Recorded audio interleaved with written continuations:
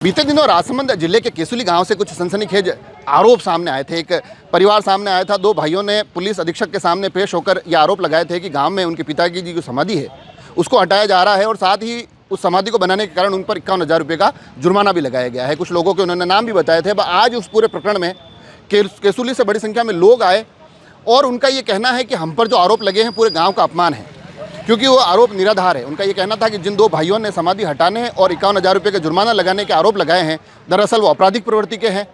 साथ ही उनका ये कहना था कि उस शमशान में किसी की समाधि नहीं बनाई जा रही है, मगर जो शमशान का हमने कार्य करवाया था बाकायदा उसको तोड़कर वो वहाँ पर कब्जा करने की कोशिश कर रहे हैं।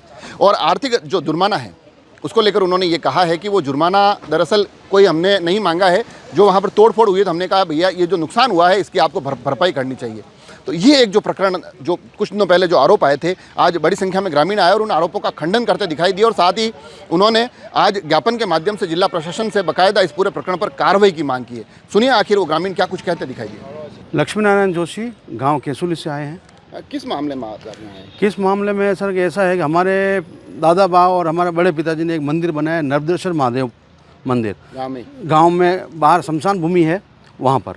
तो वो शमशान भूमि के ऊपर मंदिर बनाया और शमशान भूमि के अंदर टीन सेट और सारा वो व्यवस्था करवाई, पानी की टंकी की व्यवस्था करवाई है और वहाँ पे वो रहते हैं नाथद्वारा। तो उन्होंने क्या एक पुजारी के तौर पे एक व्यक्ति को रखा, रामलाल वैष्णव, जिन्होंने 2 वर्ष तक उनकी महादेव जी की सेवा करी। उसके बाद में 3 वर्ष तक एक गमिति ने सेवा करी, नेता गमिति करके, पीपलवास के हमारे। उसके बाद में 1.5 साल तक ओंकार जी ने हमारे जो मंदिर बनाया उन्होंने सेवा पूजा करी और सभी गांव वाले इस बात को जानते हैं।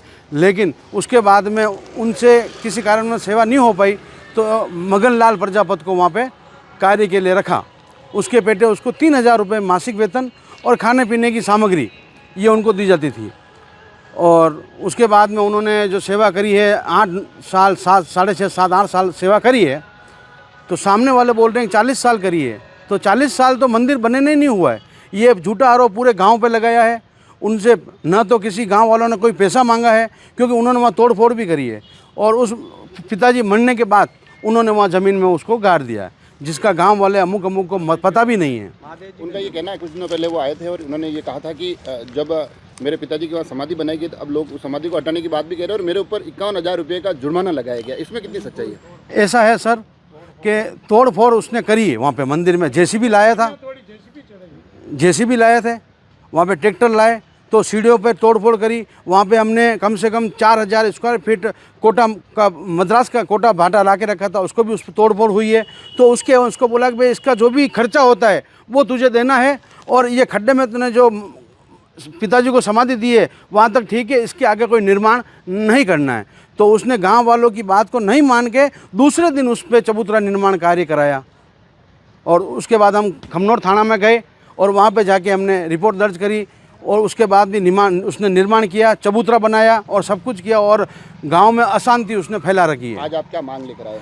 मांग ये लेके आए कि वो एक आपराधिक प्रवृत्ति के आदमी हैं। दोनों भाई जो हैं उनके बच्चे भी हैं, उनके पहले बाल अभिरक्षा में उनके बच्चों को भेजा गया था।